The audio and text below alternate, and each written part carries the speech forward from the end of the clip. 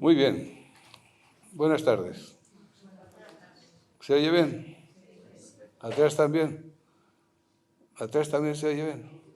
Vale. Pues empezamos. Vamos a hablar de yoga.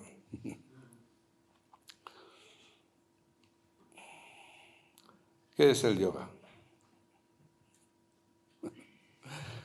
Toda la vida es yoga. Toda la vida es yoga. Hay un yoga inconsciente y hay un yoga consciente. Porque el yoga tiene que ver con la evolución humana. Nosotros estamos aquí en el mundo evolucionando. Y todas las experiencias de la vida nos hacen crecer y evolucionar. Lo que ocurre es que todavía estamos construyéndonos. El ser humano todavía no está construido del todo. Nos estamos construyendo. Tened en cuenta que si nos vamos al principio de los humanos, los primeros humanos que aparecen son los Australopithecus, ¿no? Australopithecus. Podéis repetir, Australopithecus. Que son aquellos seres que parecían monos, que no eran monos, eran humanos, ¿eh? Y entonces, a partir de ahí, pues hemos ido cambiando, hemos ido evolucionando, ¿no? Luego, pues así, con saltos, ¿no? Pues supongo que entre medio habría otras especies humanas también. Entonces aparecen los neandertales, los cromañones, ahora estamos el Homo sapiens. ¿Y qué pasa? ¿Que ya ha terminado la evolución con el Homo sapiens? ¿Quién vendrá después? Estamos ahí, en ese punto de crecimiento humano, pero no hemos llegado al final, ni mucho menos. Se dice que usamos solo el 9% de nuestra capacidad cerebral. Cuando culminemos la evolución humana tendremos que haber conseguido dominar el 100% de nuestra capacidad cerebral. Fijaros lo que nos queda todavía. Pues el yoga no es otra cosa que el proceso de la evolución humana. Podemos decir entonces que hay una evolución inconsciente y una evolución consciente. Un yoga inconsciente y un yoga consciente. Cuando vamos evolucionando sin saber muy bien qué es lo que está pasando con nosotros, dónde estamos, qué hacemos aquí, si tenemos que ir a algún sitio, viviendo las experiencias de la vida, algo en nosotros va aprendiendo, algo en nosotros va adquiriendo conocimiento, y algo en nosotros se va despertando, aunque no nos demos cuenta. Nos movemos por las fuerzas de la naturaleza que sirven a unas leyes, ¿no? La primera de las leyes universales es la ley de evolución. Todo está en proceso de evolución, de cambio, de transformación. Y la evolución es ir de un punto a otro, ¿no?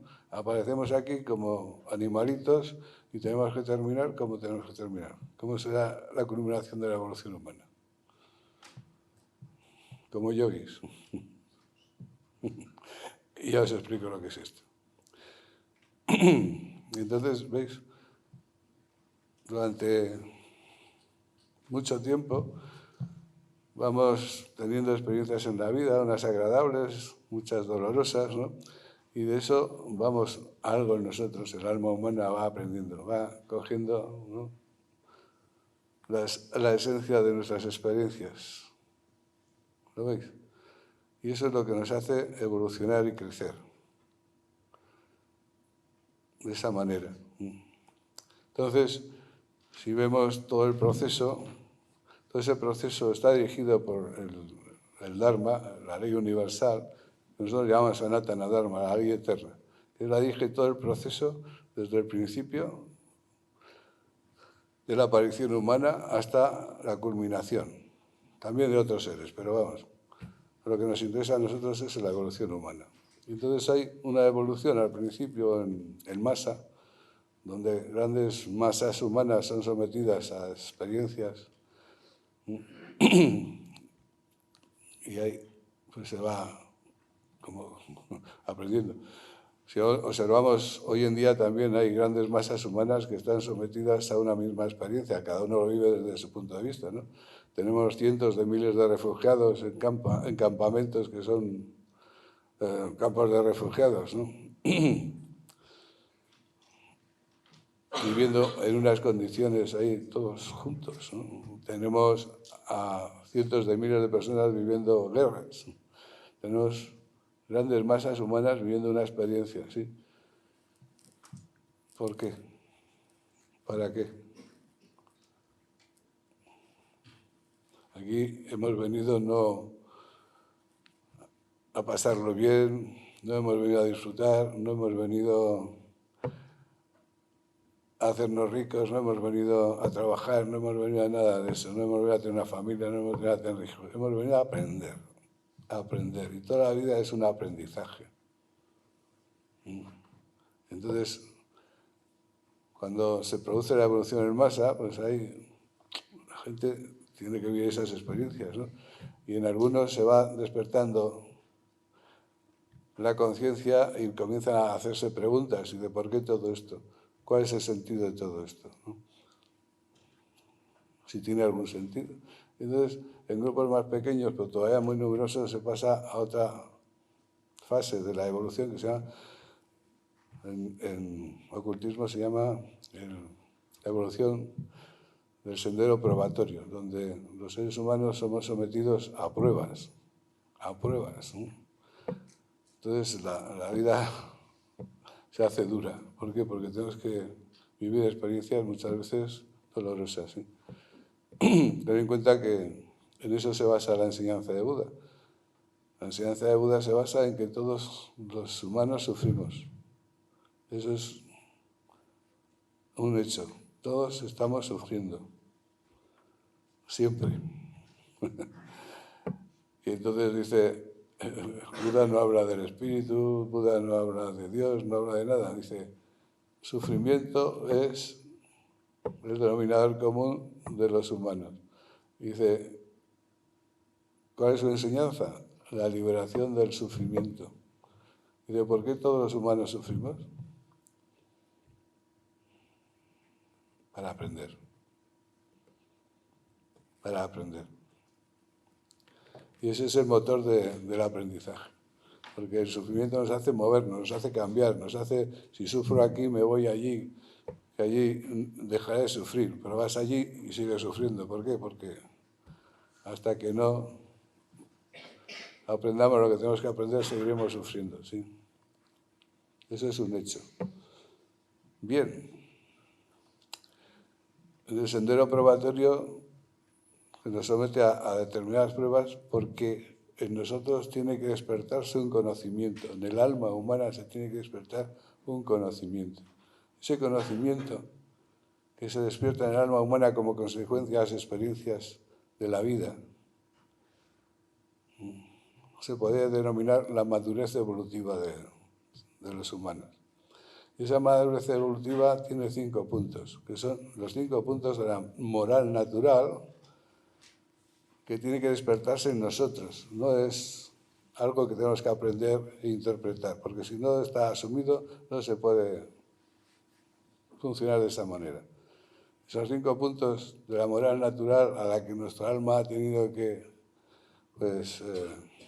conquistar, que ha tenido que conquistar como consecuencia de todas esas experiencias en la vida son: el primero, no dañar. Ahimsa, no dañar.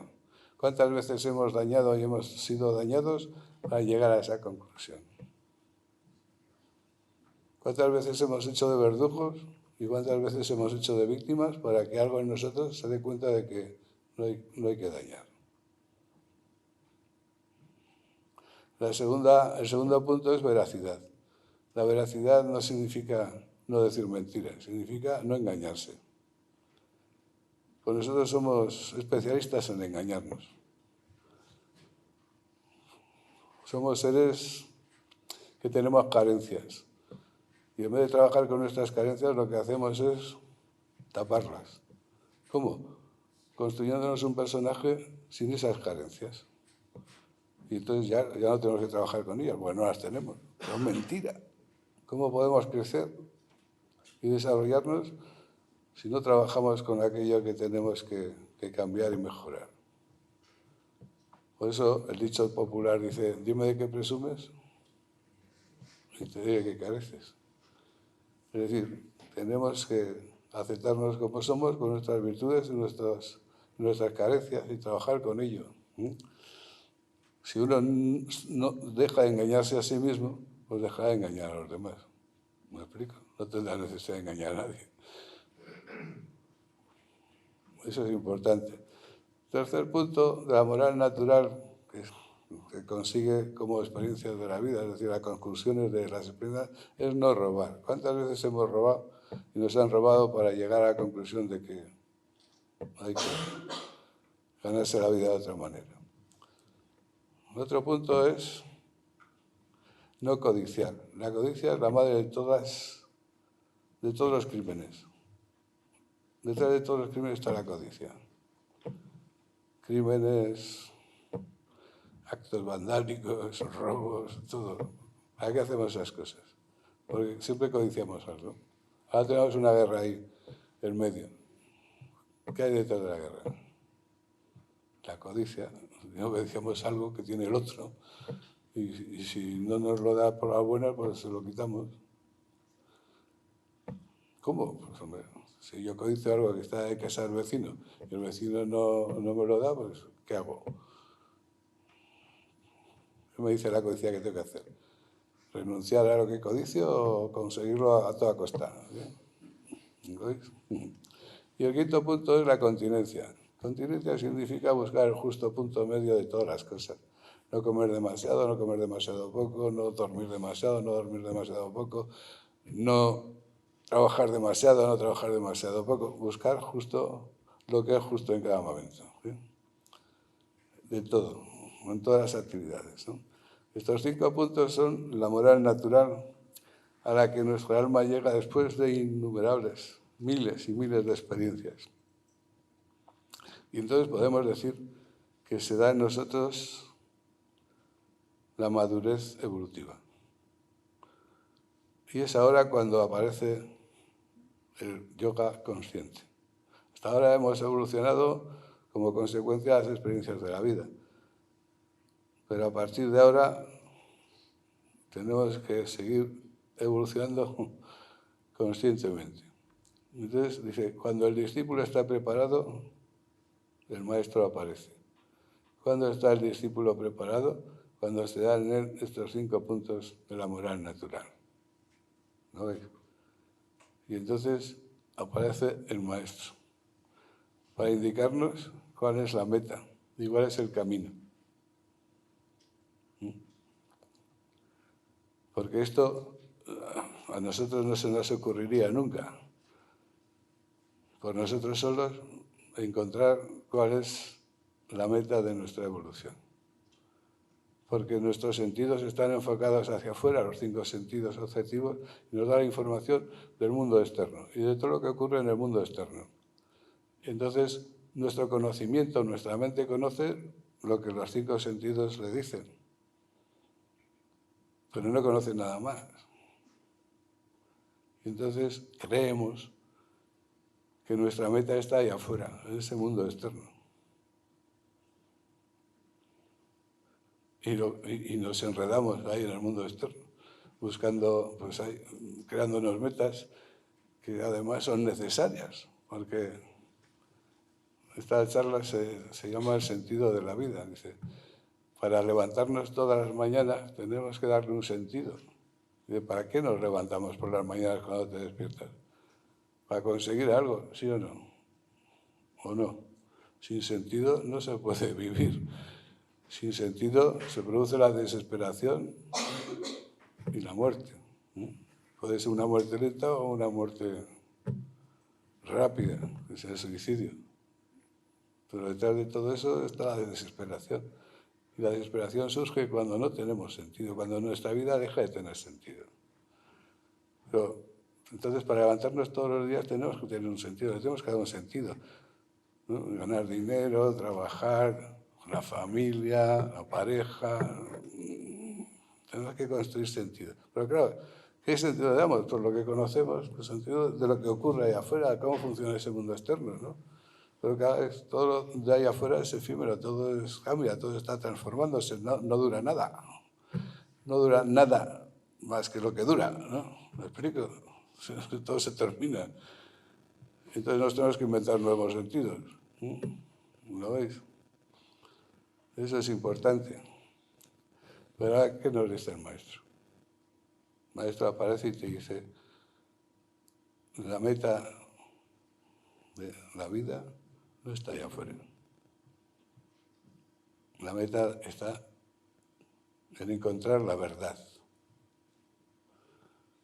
La verdad que está en ti. Y esa verdad no está allá afuera. Esa verdad está dentro de ti. Dentro de ti. Es decir, no en el mundo externo, sino en el mundo interno. Existen dos mundos. Un mundo que está de la punta de la nariz hacia afuera, que es el que conocemos todos, pero hay otro mundo que está de la punta de la nariz hacia adentro, el mundo interno. El mundo objetivo es el mundo de los objetos, donde están todos los objetos. Pero la nariz para adentro está el mundo subjetivo, el mundo del sujeto. ¿Y quién es el sujeto? Uno mismo. ¿Lo veis? Tenemos que encontrar la verdad de nosotros mismos. ¿Quién somos nosotros? ¿Qué es lo que somos? Conocer eso que somos y realizarlo. ¿Lo veis? Esto no lo encontramos allá afuera, pues no está afuera, está aquí, está dentro de nosotros. Hay que aprender a mirar hacia adentro. Y eso es lo que nos enseña el maestro. Para encontrar esto necesitamos, primero, el testimonio verdadero. Alguien que nos dé el testimonio de la verdad. Que nos diga, la verdad existe y la verdad está en ti. Y ahora nos dice, esa verdad, la verdad, no esa, la verdad, la única que existe, es aquello que no cambia. Lo que no es verdad es la no verdad, ¿no? Pero la no verdad no es mentira. La no verdad no es la verdad, pero está. ¿Y qué es la no verdad? Lo que cambia. Entonces existe aquello que no cambia y aquello que cambia, ¿no? Lo que no cambia en nosotros es la verdad. Lo que cambia es la no verdad. Y ahora la segunda fase del proceso es la discriminación adecuada. Si a mí el maestro me dice, existe algo que no cambia y existe algo que cambia, ahora, utilizando la razón, la inteligencia es para usarla, no para peinarla, ¿sabéis? ¿No? Utilizando la inteligencia, la discriminación comienza a hacer un proceso. Y digo, a ver, esto es una técnica de yoga también, una técnica de Jnana Yoga. Neti, esto no, Vichara. Dice, a ver, empiezas a mirarte y decir, a ver, ¿mi cuerpo físico cambia o no cambia? Cambia. El mío sí, el vuestro no sé. Pues neti, esto no es la verdad. Dice, a ver, ¿qué más veo en mí? Dice, emociones. Dice, ¿las emociones cambian? ¿Sí o no? Pues neti. Esto no es. ¿Qué más veo? Pensamientos. ¿Los pensamientos cambian? Pues neti. Dice, bueno, ¿y hay algo más? ¿Qué más hay? Si tú coges el álbum de fotos de familia, ¿sí? ¿No? Que te han sacado las fotos desde que tenías 3 años, no sé por qué sacaban las fotos a los 3 años desnudito, y luego a los 25 no sé. ¿No?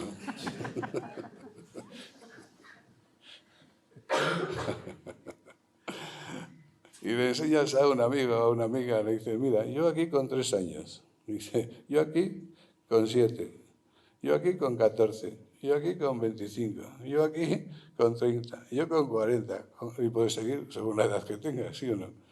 Dice, el amigo dice, mira las fotos, y dice, pues no te pareces en nada. ¿No? ¿Por qué? Porque el cuerpo físico ha cambiado, ¿sí o no?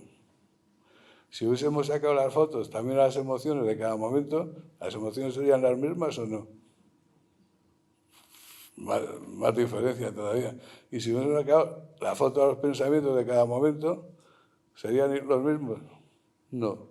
Pero tú estás reconociendo algo que está presente en todos esos momentos y que es el mismo. Tú dices, yo con 3 años, yo con 7 años, yo con 14, yo con 30, con 40, con 70. Ese yo no es diferente, es el mismo. ¿A que sí? Ese no ha cambiado. Ese yo está ahí, el mismo en todos los momentos. ¿Sí o no? ¿Lo veis? ¿Qué estoy haciendo? Estoy haciendo un proceso de discriminación. Estoy utilizando la inteligencia, discriminando, distinguiendo un aspecto de otro, para llegar a una conclusión. ¿Qué conclusión llego? Que hay algo en medio de todo ese cambio que sigue siendo lo mismo. Yo siempre soy el mismo. Me miro al espejo, me miro a las fotos y no me conozco. Pero este es el mismo. Nunca ha sido otro y nunca será otro. ¿Qué es el yoga? Conocer a ese que es el mismo. Esa es la verdad. Lo otro, lo que cambia, está ahí, claro que cambia, pero no es la verdad. Es la no verdad. Pero claro, nuestros sentidos, los 5 sentidos objetivos, la vista, el oído, el olfato, el gusto y el tacto, solo nos da el conocimiento de lo que perciben, ¿no? Nos da el conocimiento del cuerpo físico y luego sentimos emociones y luego pensamientos y creemos, bueno, no conocemos otra cosa, que somos eso.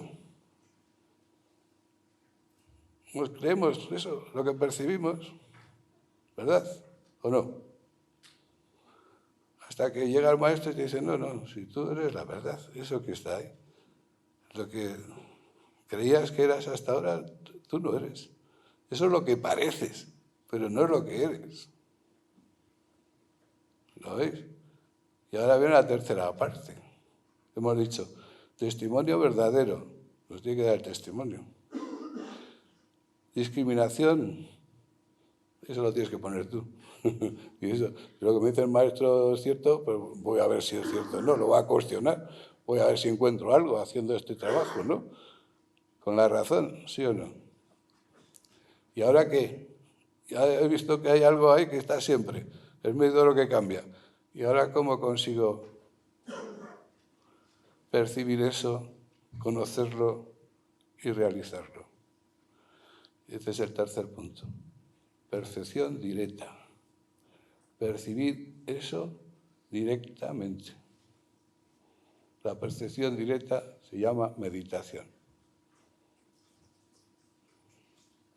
¿Por qué? Porque en nosotros está la conciencia. ¿Qué es la conciencia? Eso que conoce, eso que se da cuenta. Que la mayoría de las personas, como no conoce más que lo físico, lo emocional y lo mental, pues piensa que todo es lo mismo, que todo está en el cuerpo físico, ¿sí o no? Y no está, ¿no? Fijaros bien. ¿Qué es la conciencia? Eso que nosotros conoce, que se da cuenta. Nosotros estamos ahora aquí, ¿sí? ¿Estamos o no? ¿Os dais cuenta? ¿Os dais cuenta de lo que os estáis dando cuenta? ¿Sí o no? ¿Con qué os estáis dando cuenta? ¿Quién es en vosotros eso que se da cuenta? ¿Dónde está? Esa es la conciencia, amigos, el observador interno. Esa es la verdad, lo que no cambia. Lo que cambia es pero claro, eso que se da cuenta siempre es el mismo. ¿Os dais cuenta? ¿Con qué? Con lo que se da cuenta, ¿lo ves? Es el observador interno, el testigo interno. Pues ahora tengo que llegar a que eso se perciba a sí mismo. Pero ¿por qué no se percibe a sí mismo lo que llamamos percepción directa? Porque la conciencia está ahí y está envuelta por el cuerpo físico, por el cuerpo emocional, por la mente. La mente construye las imágenes. Vosotros me estáis mirando, ¿verdad? ¿Sí o no? Pues no menos alguno. Y me estáis viendo, ¿verdad? ¿Sí o no? Pues no. No me estáis viendo. Lo que estáis viendo no es a este que está aquí, sino la imagen que la mente de cada uno crea de este que está aquí. En cada mente de vosotros hay una imagen diferente, no es la misma. No vemos lo mismo, porque la mente de cada uno crea una imagen diferente, del mismo objeto, pero la imagen es diferente. Un día Walt Disney, ¿se acuerdan de Walt Disney? Se llevó a 20 o 30 de sus dibujantes de los estudios al campo. Los puso delante de un árbol de esos grandiosos así y les dijo, dibujarme el árbol. Los dibujantes estos eran excepcionales, ¿no? Artistas. Bueno, cogió todos los dibujos, los expuso así y todos los dibujos eran el mismo árbol, pero diferente. Las formas eran diferentes porque cada uno veía un árbol de una manera, no igual que el otro. Y eso pasa siempre. Por eso es tan difícil ponerse de acuerdo, porque no vemos lo mismo. Te vas a poner unas cortinas y discusión. ¿Por qué? Porque no ves lo mismo. Cada uno ve una cosa diferente, porque cada mente construye una imagen diferente. ¿Lo veis? La mente construye las imágenes, pero ¿dónde pone las imágenes? En algún sitio tiene que poner las imágenes, ¿sí o no? Pues tiene que crear el espacio. Crear espacio donde pone las imágenes. ¿Ves? Y claro, las formas se están moviendo y el movimiento crea el tiempo. ¿Qué es el tiempo? La distancia que hay. Si yo hago así con la mano y luego la bajo, ¿qué es el tiempo? La distancia que hay desde que estaba aquí hasta que está aquí, ¿sí o no? Pues lo dice, en las películas, cuando dicen, vamos a detener el tiempo, ¿qué pasa? Todo el mundo se queda quieto. Si no hay movimiento, no hay tiempo. Conectamos otra vez la máquina y ya está. Movimiento. ¿Lo veis? ¿Quién crea eso? La mente. Y la conciencia tiene la mente de gafas, como esas gafas así modernas del superespacio, ¿cómo le llaman eso ahora? ¿Eh? Pues la conciencia tiene eso aquí puesto, la mente, y lo que percibe nuestra conciencia es lo que la mente le cuenta. Entonces, ¿qué tenemos que hacer para que la conciencia se conozca a sí misma? Quitarnos las gafas de la mente, hacer que la mente desaparezca. Y entonces, si nuestra conciencia, el conocedor, se queda consigo mismo y se conoce a sí mismo. Pues todas las prácticas de yoga, amigos, van dirigidas a conseguir esto. Fijaros. Aparece el maestro, ya hemos dicho, nos da la información, la meta, el camino, testimonio verdadero. Ahora algo tenemos que hacer nosotros. La enseñanza del maestro. ¿Se oye? ¿No? ¿Qué ha pasado? A ver.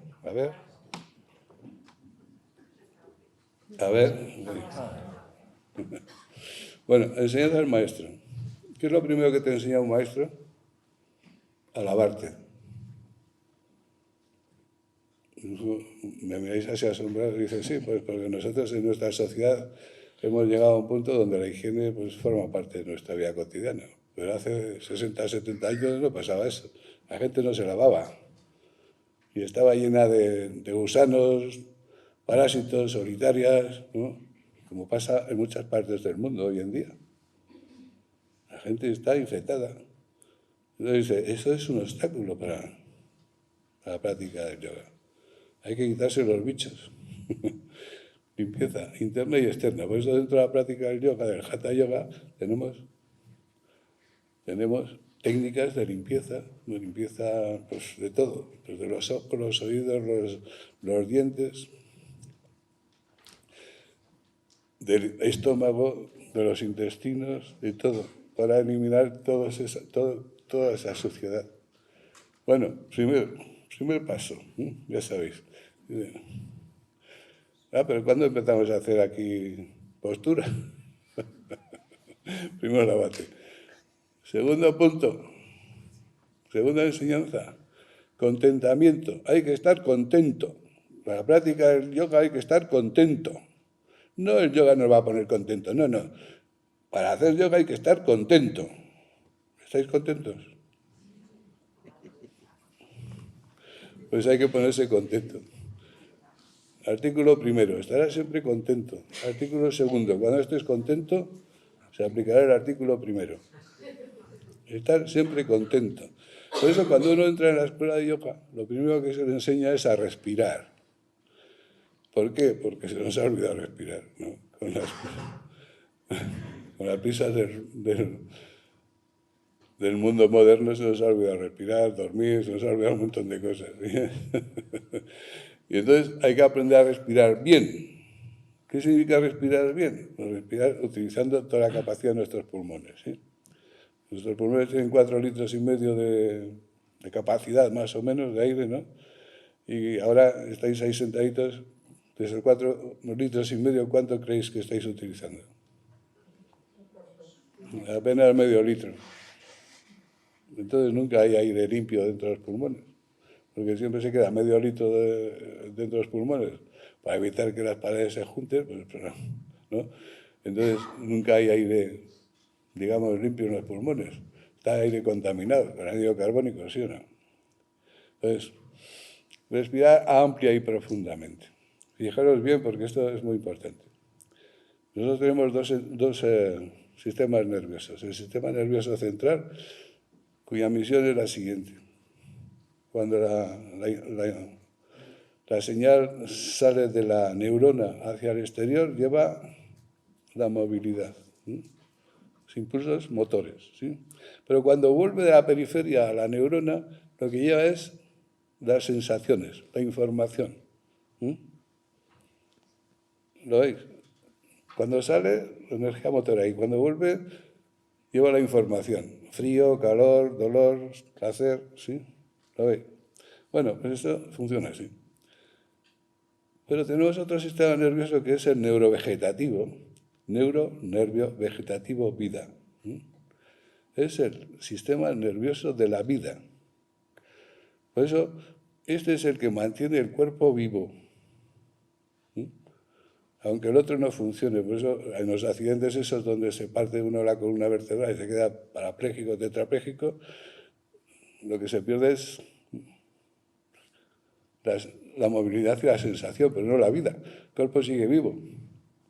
¿Quién es el que mantiene el cuerpo vivo? El sistema nervioso neurovegetativo. Es el sistema de la vida. Ese es el que dirige todos los procesos de todos los órganos y de todas las partes de nuestro cuerpo. El sistema nervioso neurovegetativo.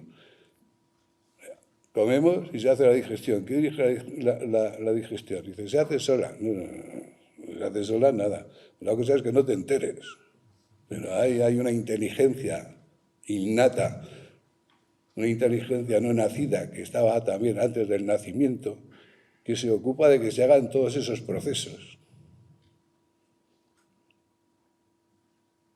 Se ocupa de segregar todos los fluidos necesarios para que se haga la digestión según qué alimentos tenemos, segrega las hormonas, hace que todos los órganos y todos los sistemas del cuerpo funcionen. Esa energía es lo que llamamos la Shakti. la madre naturaleza, la energía universal, la energía curativa, la fisis. Antes los médicos se llamaban físicos. ¿Por qué? Porque trabajaba con la fisis, la energía curativa del cuerpo, que es la energía que circula en el sistema nervioso neurovegetativo. Los medicamentos no curan, pueden ayudar en la curación. Quien cura o no cura es la energía del cuerpo, la fisis, la energía vital, la energía de la vida que está ahí. ¿Lo veis? Eso es lo que tenemos que cultivar. Bien, pues a lo que iba. El sistema nervioso neurovegetativo es el que dirige la vida, pero tiene dos lados que son antagónicos. Uno, el simpático, que contrae, y el otro, el parasimpático, que relaja. Son antagónicos, pues no podemos estar en tensión y relajados al mismo tiempo, ¿no? ¿Lo veis? Pues fijaros que esto es muy importante, ¿eh? Fijaros bien. Dice, cuando estamos en tensión, ¿cómo estamos? ¿Contentos o no? ¿Cómo estáis? Cuando estamos en tensión no estamos contentos. En todo caso estamos eufóricos, que no es estar contento. Es un estado neurótico, ¿sí? Cuando estamos relajados es cuando estamos contentos. ¿Lo veis? Entonces, ¿qué ocurre? Fijaros bien. Si el nivel de anhídrido carbónico sube en la sangre, se pone en funcionamiento algo de interferencia sin darme cuenta aquí. Si el anhídrido carbónico sube en la sangre, el nivel, se pone en funcionamiento el simpático. La respiración se hace superficial, se bloquea el diafragma, respiro más deprisa, ¿no? Pero claro, al respirar más deprisa entra menos aire, hay menos tiempo de contacto a través de la membrana pulmonar del aire con la sangre y entonces la oxigenación es menor, ¿no? ¿No? ¿Lo veis? Así que el problema se suele agravar, ¿sí? Sin embargo, si respiro con toda la capacidad pulmonar, es decir, muevo el diafragma, las costillas, respiro amplia y profundamente, el nivel de oxígeno en la sangre aumenta. Y entonces el cuerpo se relaja, funciona el parasimpático. Por eso lo primero que hay que aprender es a respirar, porque es el mecanismo que nos va a permitir relajarnos. Cuando respiramos amplia y profundamente, nuestro cuerpo se oxigena y se relaja. Y estamos contentos. Cuando estamos respirando poquito y mal, pues por las condiciones de trabajo, porque estás horas y horas sentado, pues lo que sea, no te permite respirar amplia y profundamente, pues va aumentando el nivel de anhídrido carbónico. Tensión. ¿Cómo se llama la tensión en inglés? Estrés. Y esa tensión crónica mantenida es la que produce las más grandes y terribles enfermedades. El estrés. Y encima no estamos contentos. Estamos sufriendo. ¿Lo veis? Por eso dice, estarás siempre contento. ¿Qué quiere decir? Que respires amplia y profundamente. Y estás siempre contento. Siempre contento. Bueno, ¿ya estás contento? Vale, pues ahora ya puedes empezar. ¿A qué? A estudiar. ¿Qué es el yoga? Yoga Brahma Vidya, la ciencia unión con la verdad. En la ciencia, Yoga Brahma Vidya se llama. La gente va ahí a las escuelas y empieza a hacer técnicas y no sabe para qué. ¿Para qué es? ¿Para qué sirve eso? No, esto te deja bien, te relaja. Muy bien, menos mal, ¿no? ¿Pero para qué? Eso no es yoga. ¿Eso qué es? Gimnasia. Yoga, tenemos que saber dónde vamos. Vamos ahí. Este es el camino. Y yo tengo que utilizar las técnicas para andar por el camino.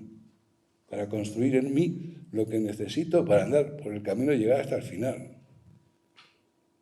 De forma inteligente. ¿Me explico? Y luego dice, ¿qué? Punto. Siguiente. Pues ya sé lo que tengo que hacer, pues ahora las prácticas. Me pongo a practicar. ¿Pero de qué manera? Teniendo presente siempre la meta que tengo que alcanzar. Porque nosotros vamos hacia donde pensamos. Quien dirige nuestra vida es el pensamiento. En lo que pensamos nos convertimos. Tú miras tu vida. ¿Cómo es tu vida ahora? Pues es la consecuencia de lo que has pensado hasta ahora. Si te gusta, pues sigue pensando igual. Que no, habrá que cambiar la forma de pensar. ¿Me explico? Es muy importante. La energía siempre sigue al pensamiento. Y nosotros conseguimos o alcanzamos aquello en lo que fijamos nuestro pensamiento. Por eso, la técnica suprema del yoga es mantener siempre presente en la mente la meta a alcanzar. Mantener siempre presente en la mente la meta a alcanzar. ¿Que estás haciendo posturas? ¿Dónde está tu pensamiento? ¿En lo que vas a comer cuando salgas de clase? ¿En qué has quedado con Maripili? ¿En que los hijos han sacado malas notas? Eso no es. Tú tienes, cuando estás haciendo las prácticas, tu mente tiene que estar fija en lo que quieres alcanzar.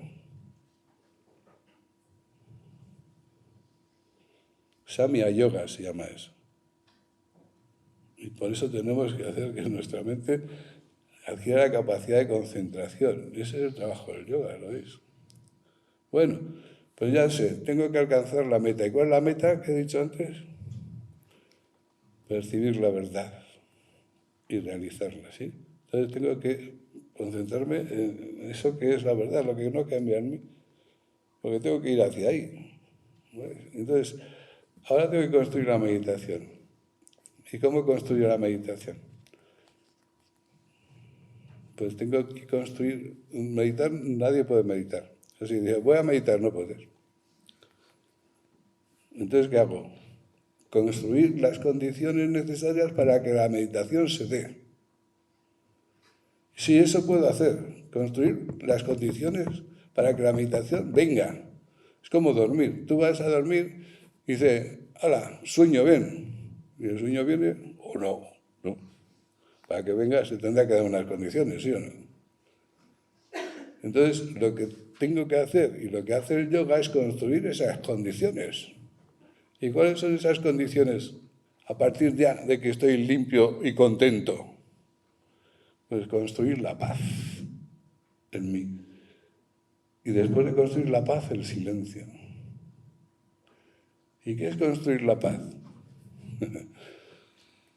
Todo el mundo habla de paz. ¿Cuántos miles de años llevamos hablando de paz? ¿Cuántos? ¿Por qué hablamos de paz? Pues es muy sencillo, porque no hay. Ni hay ni habrá. Porque es imposible que haya paz allá afuera. Y es imposible que haya paz allá afuera porque no hay paz en nosotros. La sociedad es lo que cada uno de nosotros pone, lo que cada uno de nosotros irradia. Si en nosotros hay conflicto, ¿qué hay ahí afuera? ¿Qué hay? ¿Conflicto? ¿Cuándo habrá paz allá afuera? Pues cuando cada uno de nosotros irradie paz. Porque lo de ahí afuera nos influye, pero ¿qué es lo de ahí afuera? Lo que cada uno de nosotros ponemos, la suma de lo que cada uno de nosotros pone, ¿sí o no? Allá afuera no se genera nada por sí solo, es lo que nosotros ponemos. ¿Me explico? Y si en nosotros hay conflicto, ¿cuándo habrá paz allá afuera? Por eso llevamos miles de años. La historia de la humanidad es una historia de guerras. Ya podemos ir a la universidad, tener no sé cuántos títulos y al final terminamos dándonos con un palo en la cabeza. Bueno, con un palo, si fuese un palo, ¿no? Inventamos armas, nos llenamos de armas. ¿Para qué necesitamos armas? Una sociedad está en paz y venga a fabricar armas. ¿Para qué fabricar armas? Para la guerra. ¿Y por qué? Porque la guerra es inevitable. Esa es la mala noticia. Pero la buena noticia es que podemos cambiar. El yoga nos cambia. El yoga construye la paz. Fijaros bien. Estamos haciendo, el yoga, sabéis, es la respiración profunda, pero luego viene el pranayama, ¿no? Y hacemos los pranayamas, la sangre se oxigena, nos ponemos el parasimpático, nos relajamos. ¿Y qué ocurre cuando nos relajamos y llegamos poco a poco a un punto de relajación importante? Que aquí, en el encéfalo, en el tronco del encéfalo, se segrega una serie de sustancias que habéis oído hablar seguramente, que son las endorfinas, las encefalinas. ¿Y sabéis lo que hacen las endorfinas? Inhiben el dolor y las emociones. Con el conflicto que tenemos nosotros surge del juego emocional. Si observáis el conflicto que hay en vosotros, veréis que detrás hay un juego de emociones que está construyendo ese conflicto. Y el sufrimiento se produce también en el plano emocional. ¿Lo veis? Y ahí estamos.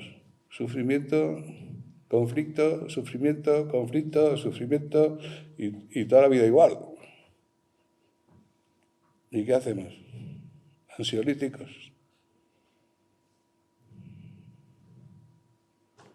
¿Cuál es la alternativa? Al yoga.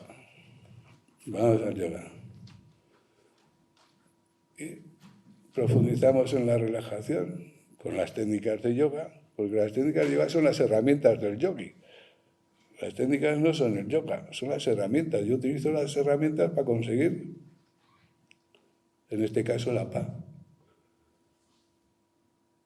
Si se segregan endorfinas, al relajarme profundamente, desaparece el dolor. ¿Qué quiere decir? Que las sensaciones físicas desaparecen. Mi cuerpo físico desaparece, ¿no? De la conciencia, no lo siento, no está.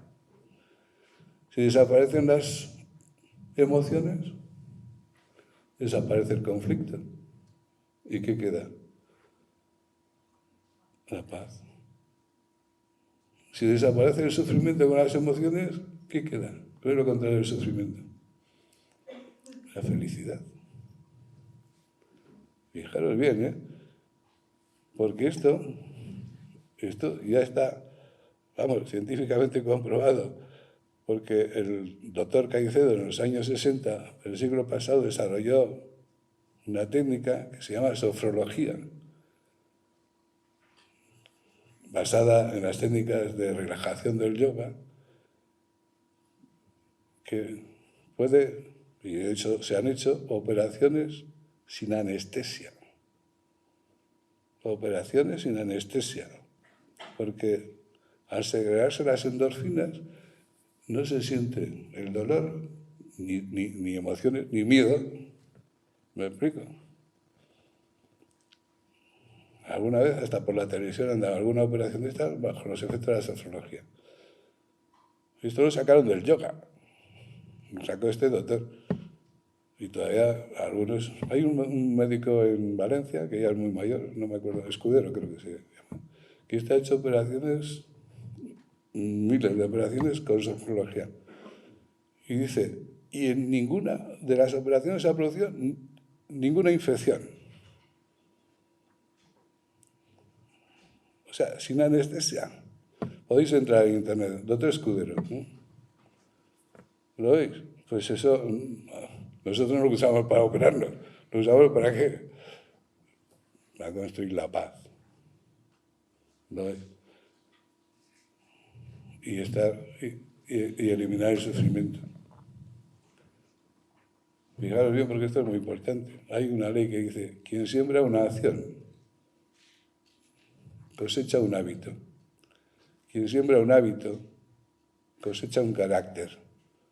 Quien siembra un carácter, cosecha una vida. Dicho al revés, dice, ¿cómo es tu vida? ¿Cómo es tu carácter? ¿Cómo es tu carácter? ¿Cómo son tus hábitos? ¿Cómo son tus hábitos? ¿Cómo son tus acciones? Dice, ¿que te gusta cómo eres? Pues sigue haciendo lo mismo. ¿Que quieres cambiar? Siembra una acción nueva y diferente que no has hecho hasta ahora y tu vida comenzará a cambiar. Si yo todos los días de mi vida, cuando voy a hacer las prácticas de yoga, construyo un momento de paz, estoy construyendo el hábito de estar en paz. Estoy construyendo el carácter pacífico y mi vida se va a transformar. Pero al transformar mi vida, también se transforma mi entorno. Porque ya sabéis que el entorno, el mundo funciona con la dualidad estímulo-respuesta. Según los estímulos que recibimos, así respondemos. Según la respuesta, creamos nuevas respuestas, ¿no? Nuestras respuestas son estímulos hacia el entorno. Si yo voy creando respuestas de paz, estoy creando también mi respuesta se convierte en estímulo, estoy creando respuestas de paz en mi entorno. El entorno no se ha enterado, la gente que está ahí no se ha enterado de nada, pero cuando recibe estímulos nuevos, automáticamente, inconscientemente responde de esa manera y estás transformando tu entorno, sin decir nada, sin hacer nada, simplemente con tu comportamiento. ¿Cómo será la sociedad ahí si cada uno de nosotros irradia estímulos de paz? ¿Cómo es la respuesta de los que están ahí? ¿Lo veis? Y ese es el trabajo. Todos los días construyo un momento de paz. Si antes de 100, vamos a poner, 100 momentos que tiene el día, estaban los 100 momentos en conflicto, ahora un momento de paz, 99 en conflicto. A medida que se va asentando y consolidando el hábito de estar en paz, pues poder llegar 2 en paz, 98 en conflicto, y así llegará un momento que será 50 en paz, 50 en conflicto, ¿sí o no? ¿Y quién dice? Igual. Y sin ninguna duda, si sigo haciendo lo mismo, pues llegará un momento en que estarían los 100 momentos en paz. ¿Lo veis?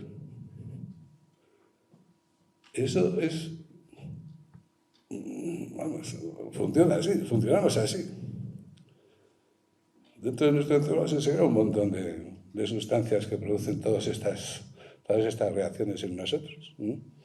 Todos esos estados así místicos son consecuencia de sustancias que se segregan ahí en el encéfalo. Dopaminas, serotoninas, un montón de sustancias que están ahí, que en determinadas condiciones, como en este caso que os estoy diciendo, se van segregando. Y se van produciendo diferentes estados en nosotros. ¿Y qué es lo que tengo que hacer? Las prácticas. Bueno, ya he construido la paz. ¿Y ahora qué tengo que hacer? Construir el silencio. Fijaros bien, porque ¿sabéis cómo se llama la paz en sánscrito? Shanti. Shanti. El que tiene Shanti irradia Shanti. Y el que tiene Shanti irradia Shanti es un santo. Un santo es aquel que irradia paz. Un santo o una santa. Que irradia paz. No es la sabiduría. La sabiduría todavía está más lejos. Un santo puede ser santo, una buena persona. Es que además, cuando uno está en paz y es feliz, es bueno. La consecuencia es que es bueno. No podemos matar una mosca si estamos en paz y estamos bien y felices. Para matar a una mosca nos tenemos que enfadar con la mosca, ¿o no? Te viene una mosquita y dice a la mosquita, vete, que te vayas, mosquita. Y la mosquita, que es el animal más cariñoso que existe en la naturaleza, no sé si os habéis dado cuenta, no existe un animal más cariñoso en la naturaleza que una mosca. No sé cómo la gente se compra un perro, que se ponga una mosca, ¿no? En la vida, ¿no? La espanta si vuelve, y te da besitos por aquí, por allí, no sé qué, todo el rato así. Y claro, al final, como no le comprendemos a la mosquita, nos enfadamos con la mosca. Porque termina mosqueándonos, ¿no? Claro. Y la perseguimos por todos sitios. ¿No? Para hacer eso, te tienes que enfadar con la mosca, porque en condiciones de así de paz no es incapaz de hacer nada de eso. ¿No? Es muy importante esto, darnos cuenta. Pero todo es un proceso, es un proceso. Bueno, pues ahora tenemos que construir el silencio. ¿El silencio cómo se construye? ¿Qué es el silencio? Primero tenemos que definir qué es el silencio. El silencio se produce en nosotros cuando la mente desaparece, cuando la mente parece que no está. Porque nosotros está ahí la mente, que es la loca de la casa, y está todo el rato bla bla bla bla bla bla bla bla bla bla bla bla bla bla, y no para, y no para, y no para, y no para. Vosotros estáis ahí y me estáis escuchando, ¿verdad? ¿Sí o no? No. No me estáis escuchando a mí. Estáis escuchando lo que vuestra mente os dice que estoy diciendo yo. Y encima pone notas. Dice, pues no sé dónde se habrá sacado eso, no sé qué, no sé si sea verdad, bla, bla, bla, bla, bla. ¿A que sí?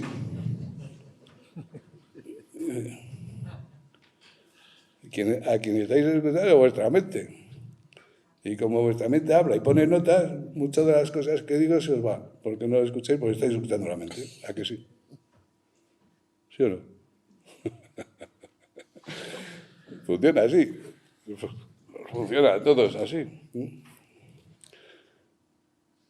Ahora, ¿qué hacemos con la mente? Ahora tenemos que hacer desaparecer para que la conciencia, como os he dicho antes, se quite las gafas de la mente y solo se quede ella, ¿no? ¿Y cómo hacemos que la mente desaparezca? Pues muy sencillo. Mira, la mente puede estar en 5 estados. La mente muda es la mente en blanco. La mente en blanco es la mente, pues esa primitiva, la del Australopithecus, ¿no? Muchas veces dice, la gente a veces dice, para meditar hay que poner la mente en blanco. Eso es ir a los orígenes, es retroceder en la evolución. Además no es tan difícil poner la mente en blanco. Mucha gente los fines de semana se pone la mente en blanco. Toma ahí un montón de cosas, dice Pepe, y dice... Y eso no es un estado yógico precisamente. Es todo lo contrario. Bueno, luego está la mente dispersa, que es la mente común, esa mente que no para, que está saltando de un pensamiento a otro sin parar, ¿no? Ahora está pensando una cosa, luego piensa en otra, luego en otra y no para, ¿no? Es la mente de mono, venga a saltar. Ahora tenemos que hacer el proceso de ¿qué? De parar la mente, recoger la mente, ¿no? Entonces ese es el trabajo del yoga. Hay una técnica que se llama Abhyasa Yoga. Abhyasa Yoga es coger la mente, primero observar la mente, darnos cuenta en qué piensa, ¿no? Claro, ¿con qué observamos a la mente? Con la conciencia. ¿Por qué podemos observar a la mente? Con la conciencia, porque la conciencia no es la mente, está fuera. Si fuese la mente no se podría observar a sí misma. Para observar algo tenemos que estar fuera. ¿Lo veis? Entonces la conciencia puede observar la mente y puede observar el pensamiento, y de hecho eso es lo que tenemos que hacer, darnos cuenta de qué piensa. Y luego elegimos un pensamiento, un objeto para pensar en él. Y mantener la mente ahí. Pero claro, como la mente está dispersa, se va. Entonces cuando nos damos cuenta de que se ha ido, la traemos.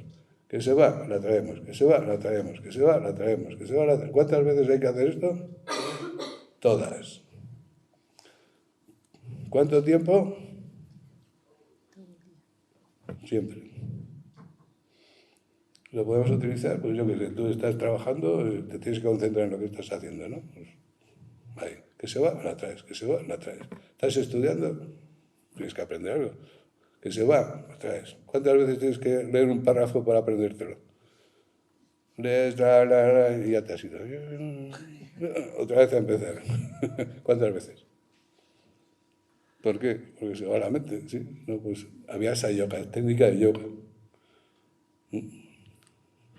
Así que, ¿cuánto tiempo hace yoga un yogui? Todo el día. No asanas, no posturas, pero sí está observando la mente, dirigiendo la mente, respirando, estando en paz, tranquilo, feliz, contento. Para eso tenemos que estar utilizando las técnicas, ¿no? No hace falta que te pongas ahí en una postura, si vas en autobús y te pongas ahí. ¿Y qué haces? Para respirar no hace falta ponerse en ninguna postura, ¿no? ¿Sí o no? Para observar la mente no hace falta ponerse con cara ahí de cosas raras, ¿no? ¿O sí? ¿Lo veis? Es el proceso, ¿no? Claro. Bueno, pues la mente de recogimiento, cuando la consigo recoger que se quede, se produce el cuarto estado, que es el de la concentración. ¿Lo veis? La mente concentrada. Pues manteniendo la concentración de la mente 12 segundos, uno de los grandes maestros de yoga, Vivekananda, que trajo el Raya Yoga a Occidente, este decía que 12 segundos de mantener la mente concentrada nos pasaba al quinto estado de la mente, que es Niruddha, donde la mente desaparece. No sé cómo cronometraba los 12 segundos, pero si él los dice. Es decir, manteniendo la mente concentrada un cierto tiempo, pasamos a un punto donde la mente parece que no está. Se llama estado de Niruddha. Parece que no está. Y en ese no estar, la conciencia se queda consigo mismo. Ese es el estado de meditación. Cuando percibimos, la conciencia se percibe a sí misma. Porque todo lo demás ha desaparecido. Pues para llegar ahí, fíjate, hemos tenido que hacernos dueños del cuerpo físico, de las emociones, de los pensamientos, de la mente. Hemos tenido que hacernos dueños de nosotros mismos. Porque hasta ahora los cuerpos hacen lo que les da la gana. Nosotros somos esclavos de los cuerpos. Tu vida, ¿quién manda en tu vida? Tu cuerpo físico, estoy cansado, tengo hambre, tengo sueño. Luego cuando, bueno, ya le das de comer, ya está tranquilo, dice, empiezan las emociones. Me he enamorado, estoy triste, estoy deprimido. Oye, qué envidia tengo. Ahora. Dice, qué aburrido estoy. ¿Sabéis lo que es el aburrimiento? El hambre emocional. ¿Y salir del aburrimiento qué significa? Que tenemos que tener emociones. ¿Cómo salimos del aburrimiento? Y pues bueno, pues este fin de semana vamos a hacer descenso de barrancos. Y hacer el descenso de barrancos, te estás a punto de aparte 4 veces, te dan... Terminas el fin de semana hecho polvo y dices, ¡jo! Lo hemos pasado de miedo, ¿verdad?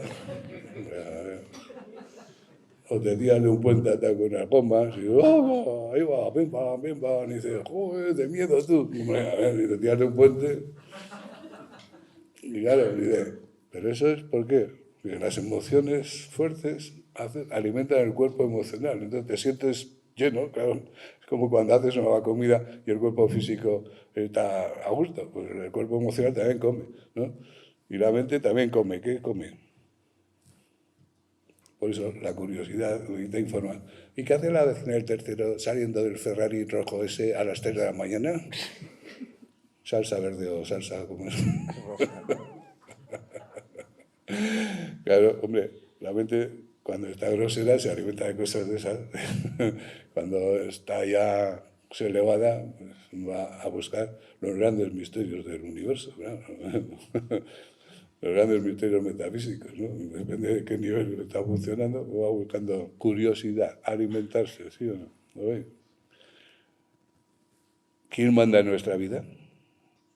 Los cuerpos. ¿Qué haces? Lo que estos te dicen que tienes que hacer. ¿Y tú quién eres? Tú eres el esclavo que está ahí, me está dando la vida a todo y hace lo que los cuerpos que tenían que ser, los instrumentos, y que tienen que ser. Por eso cuando uno se conoce a sí mismo, cuando va poco a poco percibiendo la verdad de sí mismo y funciona desde esa conciencia, desde ese que sabe, que ve, que se da cuenta, los cuerpos se convierten en sus instrumentos. En los instrumentos para expresar todo eso que hemos ido conquistando. ¿Lo ves? Eso es importante. Pasamos de ser los esclavos a ser el rey de nuestro reino, el que dirige el reino, el que gobierna. Y la mente, las emociones y el cuerpo así se convierten en los súbditos, que siempre han sido así, pero que tenían al rey encerrado ahí en su interior. Eso es yoga, ¿veis? Y en ese proceso se ha ido produciendo algo muy importante. Hemos dicho al principio que el ser humano ahora utiliza el 9% de su capacidad cerebral. ¿Y qué pasa con el resto? Que no funciona, está en stand-by. ¿Y por qué está en stand-by? Porque para hacer lo que hacemos no necesitamos más. Pero cuando vamos a hacer el trabajo del yoga, que tenemos que ir poco a poco haciéndonos dueños de nosotros mismos, estamos creando la necesidad de tener más capacidad. Y ante esa necesidad se van despertando neuronas que hasta este momento estaban dormidas. Y se van produciendo nuevas conexiones neuronales que hasta ese momento no hacían falta. Sabéis que por cada cosa que aprendemos hay neuronas que se despiertan y se activan para retener ese conocimiento. Es un hecho científico ya controlado. Pues para hacer el trabajo del yoga tenemos necesidad de nuevas neuronas que funcionen y que estén activas ahí. Y cada vez que te sientas y vas a hacer el trabajo, cada vez que respiras, cada vez que estás enfocándote en la meta, estás creando una necesidad, la necesidad de alcanzar esto. Y ante esa necesidad se produce un despertar de todo eso que está dormido. Podríamos decir desde este punto de vista que el trabajo del yoga consiste en el despertar del 100% de nuestra capacidad cerebral. Y culminar de esta manera la evolución humana. Una evolución inconsciente hasta que estamos capacitados para hacer el trabajo consciente. Pues ahora el trabajo consciente es acelerar el proceso de la evolución. ¿Cómo lo aceleramos? Buscando la verdad de nosotros mismos, conociendo esa verdad. Pero en todo este trabajo necesitamos ayuda. Es decir, necesitamos que algo que está ahí dormido se despierte. Y para que se despierte tenemos que crear la necesidad. Si no hay necesidad, hay una ley en el universo que es la ley de economía que dice que no se malgasta ni un solo gramo de energía en el universo. Que lo que existe porque es necesario. Entonces dice, pues para que se despierte nuestras capacidades tenemos que crear la necesidad. ¿Me explico? Si no creamos la necesidad no se despierta nada, seguimos como estamos. Pues eso es lo que hace la práctica del yoga, ¿veis? Para llegar a conocer la verdad y realizar esa verdad, necesitamos que nuestras capacidades se despierten y se activen. Y eso se traduce a nivel cerebral en que las células, las neuronas, se activen. Pues esto es yoga. Las técnicas son las herramientas que utilizamos para conseguir esto. ¿Veis? Estar contentos, en paz, ser felices y sabios. La sabiduría es percibir la verdad y diferenciarla de la no verdad. La ignorancia es tomar la no verdad como verdad. Cuando nos identificamos con la no verdad y creemos que somos eso es ignorancia. Ignorancia no en el sentido peyorativo, en el sentido de desconocimiento de la verdad. ¿Me explico? Conocer la verdad y diferenciar la no verdad, eso es sabiduría. Además de santos, somos sabios. ¿Hay algo mejor y más que el yoga? ¿Hay algo que pueda dar más sentido a la vida que el yoga? Este es el sentido que está por encima de todos los demás sentidos. Cuando todos los demás sentidos que damos a la vida se gastan, se agotan, este sigue estando ahí. Porque tú eres la meta. Y tú vas a estar ahí siempre. Nunca vas a desaparecer. ¿Lo oís? Pues nada, muchas gracias a todos. Si queréis hacer alguna pregunta, pues... Y sé cómo contestar. Muy bien,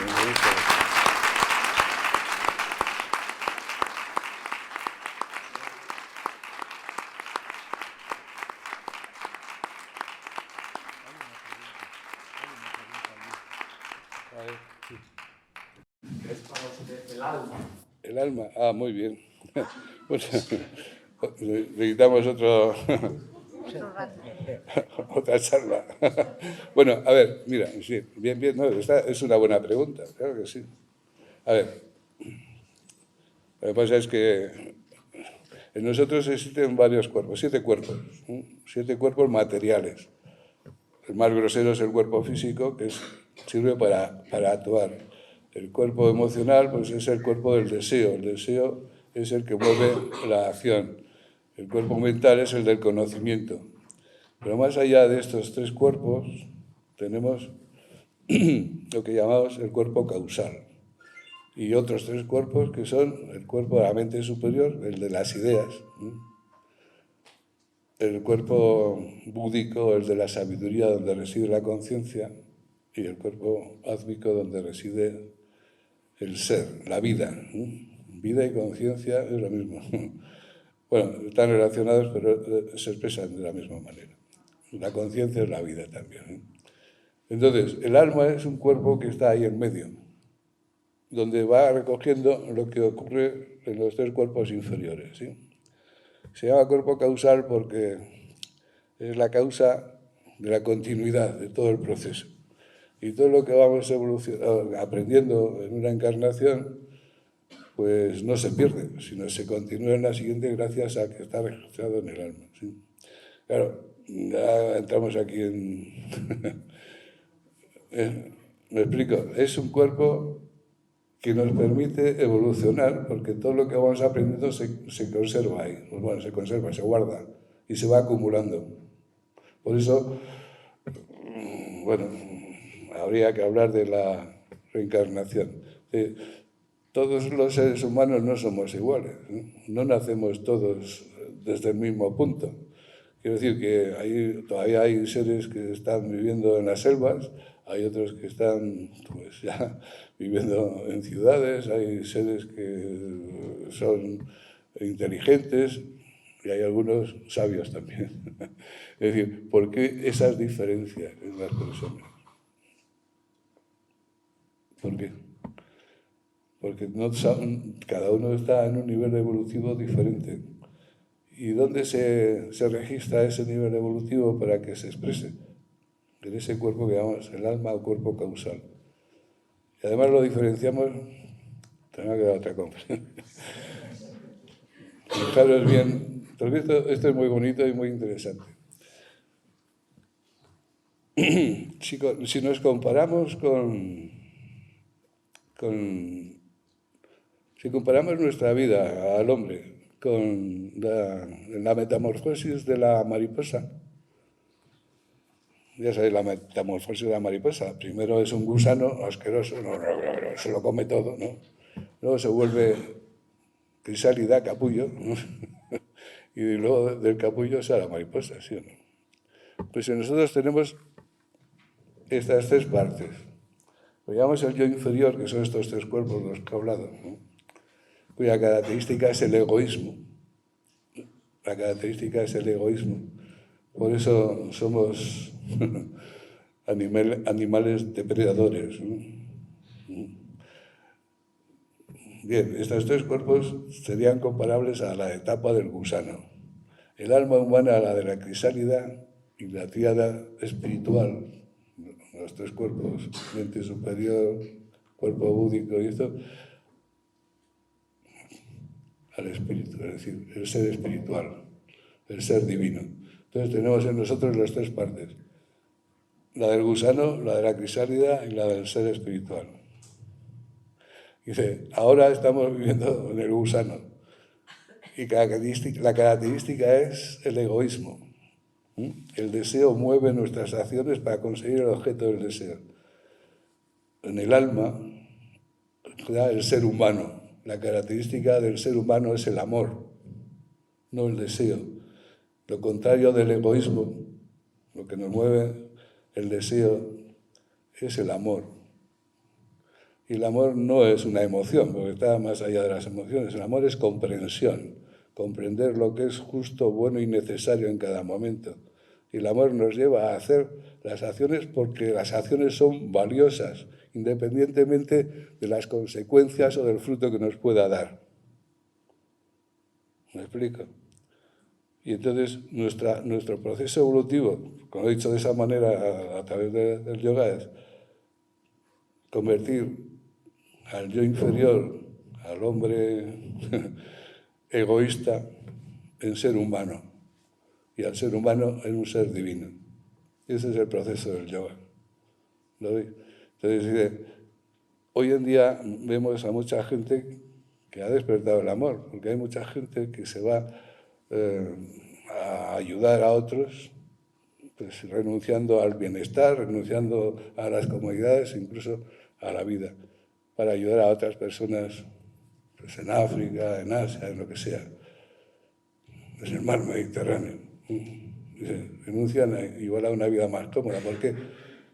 Porque funcionan desde lo que comprenden que es bueno, justo y necesario, y no de lo que le interesa, me gusta, ¿qué gano yo con eso? ¿Me explico?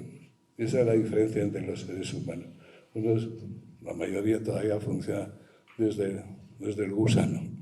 Algunos ya en la crisálida y otros pues están a punto de desplegar sus alas. Entonces el alma es este punto intermedio entre el yo inferior y el yo espiritual. Y ahí es donde se produce esa... Cuando en religión se decía, pues San Ignacio se convirtió, ¿qué es convertirse? Girar. ¿Qué es lo que gira? El alma. Si el alma está mirando hacia abajo, se identifica con lo de abajo, con el egoísta, el ser egoísta. Si mira hacia arriba, pues descubre al ser espiritual. Todo esto está en nosotros. Lo conozcamos o no lo conozcamos, lo aceptemos o no lo aceptemos, todo esto está en nosotros. Entonces, ¿cuál es la actitud? No creerse nada. Pero cuestionarlo y buscar las respuestas. Buscar la respuesta. Es decir, es lo que decía antes. Me da el testimonio de la verdad y ahora ¿qué hago? Discriminación. Discrimino, voy a ver si es verdad y voy a ver si encuentro esa verdad, ¿no? Esa es mi parte activa. Yo tengo que buscar eso. Tengo que buscar la respuesta. A ver si es cierto esto. Si esto es lo que os digo, no, hay que creer. La creencia no sirve para nada. Es la cosa más estúpida del mundo.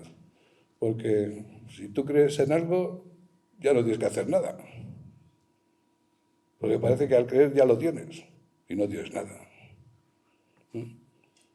Creo que Voltaire decía que la creencia es la apuesta mejor. Cuando ganas mucho y cuando pierdes no pierdes nada, ¿no? Pero creer no sirve de nada. La fe es